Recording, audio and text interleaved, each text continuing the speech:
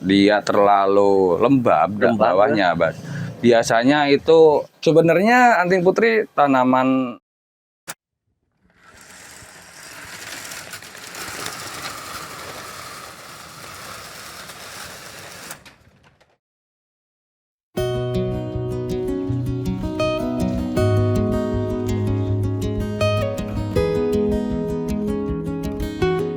Assalamualaikum warahmatullahi wabarakatuh. Selamat pagi sahabat Sarijaya. Sarijaya sekarang lagi ada di kota Jepara ya.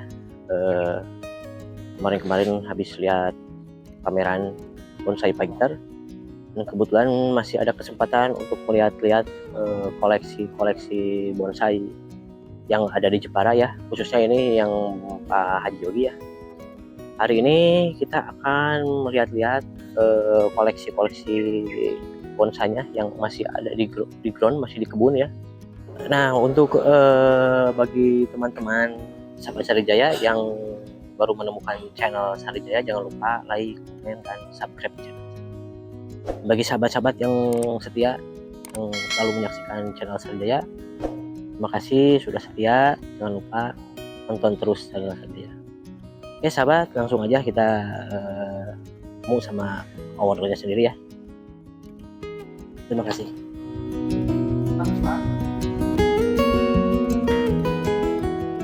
Assalamualaikum Haji. Salam. Nih, sahabat, ini Pak Haji Yogi ya. Di sini aku pemilik di sini mungkin yang bonsai fighter kemarin di sana. sangat bagus itu bonsainya. Nah, ini kan Pak Haji ya kebetulan sekalian lagi ada di sini gitu. Ya, saya melihat-lihat buat inspirasi sahabat-sahabat juga. Ya. Kan kalau misalkan di kita di Tasik khususnya ya, bonsai-bonsainya kan jarang-jarang yang ekstrim gitu ya rukanya. Kalau di sini kan ekspresionis ya. Ekspresionis, ada ciri khas sendiri lah di sini gitu. Jadi mungkin ada masukan juga dari sahabat-sahabat yang selalu nonton channel kita, ingin biar nggak jenuh lihat bonsai yang formal aja yang biasa kita ekspor. Kalau di Jepara memang ini masih apa namanya, di sini juga formal dan naturalis ya. Iya, naturalis kan nggak ada, cuman kalau di sini lebih berwarna lagi. Jadi yang kita budidayakan, yang kita program itu nggak cuma pohon naturalis. Ya. Kita pohon ekspresionis juga ada, pohon apa namanya surrealis juga ada, contohnya yang ini.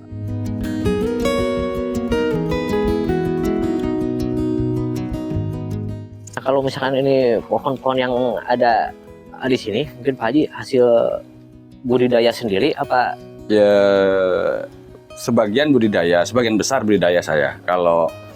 Kalaupun ada beli, ya mungkin saya milih lah dari di sini kan banyak kelompok-kelompok tani, pembudidaya, teman-teman bonsai lainnya yang sudah programnya sudah lama ya, kita milih-milih di teman-teman di sini. Kebetulan juga di sini programannya sudah senior sudah agak lama-lama. Jadi kalau kita ke kebunnya, kalau ada yang cocok kita ambil. Tapi sebagian besar kalau di kebun saya programan sendiri. Ini juga seperti ini. Ini hasil ya, program sendiri dari ya, itu ya. Programan sendiri ini punya Pak Haji Aceng. Ini Jaya ya. Ayam Jaya ya.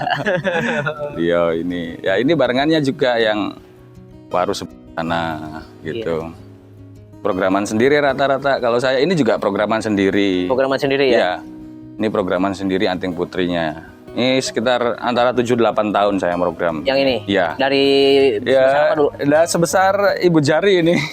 Sebesar ibu jari ini ya? Iya. 7 tahun ya? Iya. 7 tahun ini. Ya memang agak cukup sulit ya pembesarannya kalau anting putri, kalau main di ekspresionis kayak gini ya. Ya bang, kan saya baru lihat mungkin ini. Pohon-pohon ya, bandingannya ini kalau ini ekspresionis sebesar ini selama 7 tahun. Ya ini yang formalnya udah sebesar paha yang ini kan. Oh yang ini yang berarti usia sama ya? Ya usia sama, ini penanamannya sama. Sama, tapi ini sudah lumayan besar ya. Ini ada? Ya sekitar 60 lah 60 minimal ya. Bisa lebih ya, bisa 65 kan. Ya gitu, ini programan sendiri.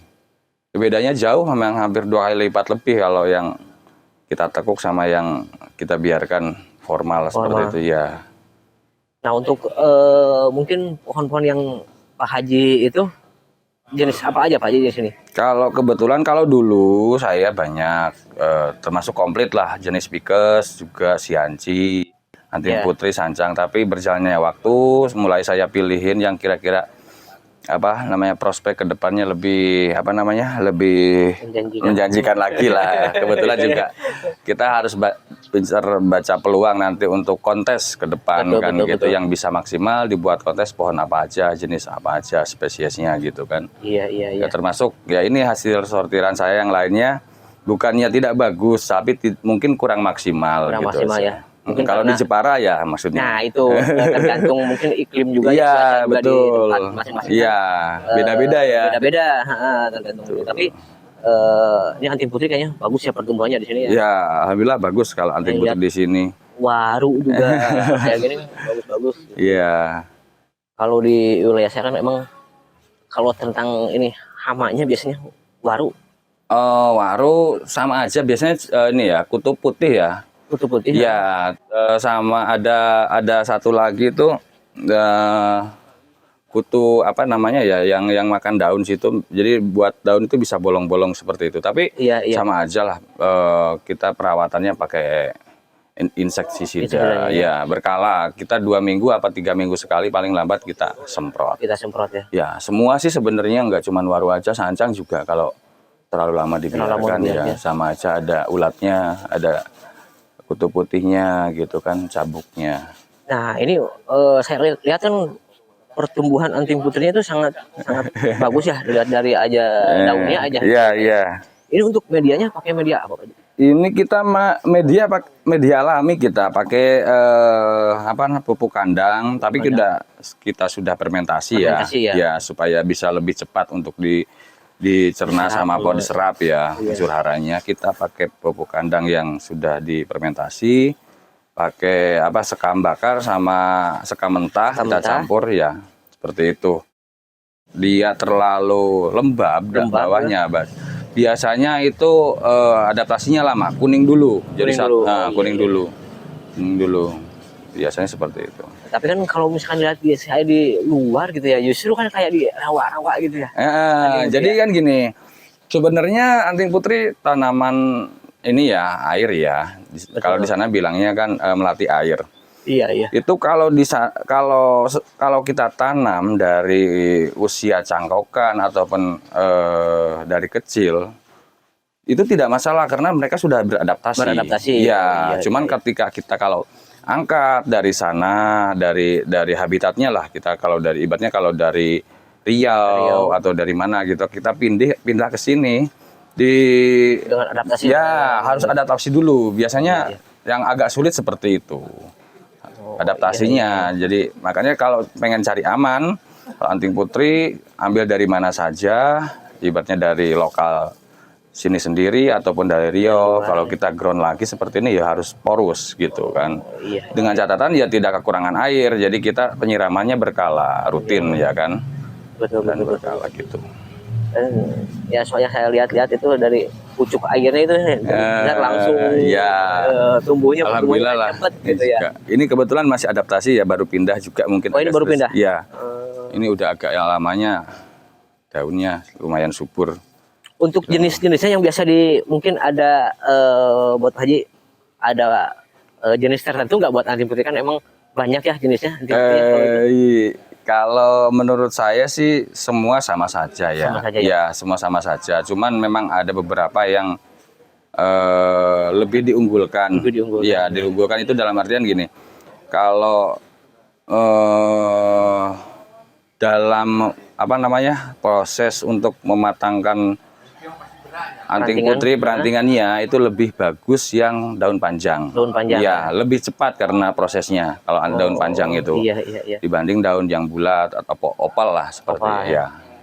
Lebih enak daun panjang. Juga kalau daun panjang dia posisinya itu rata-rata itu kalau yang batang putih ya daun panjang itu keluar ininya apa? Kambium itu. Ya, enggak banirnya ini seperti ini tuh lumayan. Jadi kesan karakter tuanya karakter itu. tuanya kayak Ya. ini ya.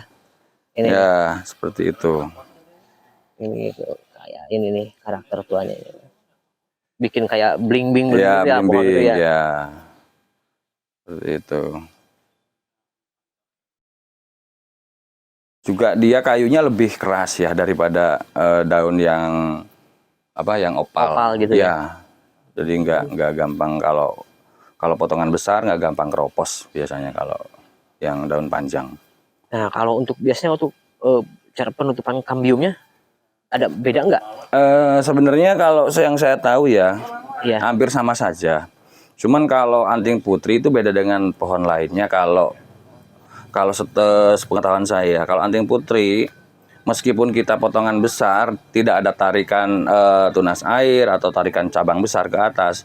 Selagi dia kayunya tidak busuk, dia kambium tetap akan nutup. Tetap akan jalan. Ya. Cuman kalau posisi nutup kambium paling cepat itu biasanya kalau saya itu diletakkan nggak di ground seperti ini. Di ground cenderung agak lambat. Kalau yang seperti itu di atas pot, di lantai 2 atau lantai 3 biasanya. Seperti itu. Gitu ya. Ya, jadi panasnya sama anginnya dapat, akhirnya kambiumnya jalannya cepat biasanya. Seperti itu. Nah, mungkin sahabat ada saya baru penemuan ini, baru tahu ya ini biar untuk penutupan kambium dari pengalaman Pak Haji katanya disimpan di lantai atas ya, pokoknya yang anginnya mungkin ya. Ya, angin itu sama panasnya sama biasanya. panasnya full. Ya, Itu betul. akan lebih cepat. Lebih cepat daripada di ground gitu. Daripada di ground ya. Bisa 2 kali lipatnya itu. 2 kali lipat. Ya. Seperti itu. Nantilah kita coba lihat-lihat ke lahan saya yang di lantai 3 Nah, sama mulai teman-teman. alhamdulillah lah. Sahabat nih, Jalan-jalan. masih ada kesempatan katanya mau lihat-lihat budidaya yang di lantai 3 ini di sini ini. Oke sahabat, mungkin perbincangan kita dari sama Pak Haji akan kita lanjut lagi nanti. Mungkin saya akan lihat-lihat Iya. hasil programnya Pak Haji ya. Monggo. Ya, silakan. Iya. Oke sahabat, langsung aja kita lihat-lihat ya masing-masing.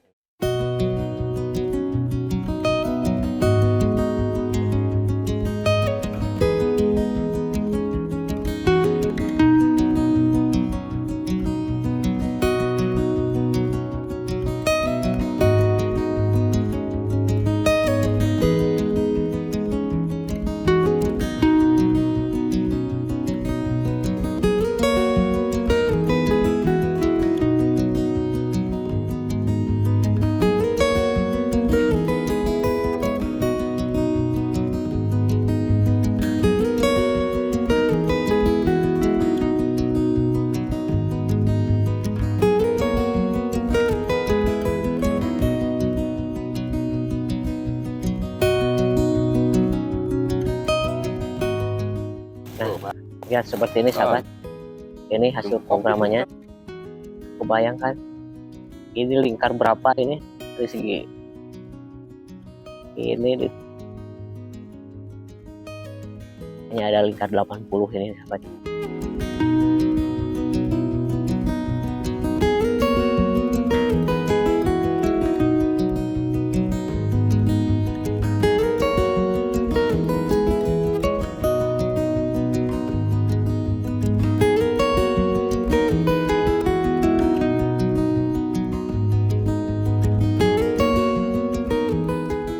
Dan memang di sini programannya untuk Pak Yogi ya ini kayaknya mainnya di bonsai ukuran besar di sini ya. Kalau misalkan kayak kita kan kayak sancang terus waru itu mainnya yang kecil yang liukannya ada ekspresionis ya. Tapi kalau di sini memang khasnya itu dari Jepara itu emang pohon yang ekspresionis. Oke sahabat, lanjut terus ya.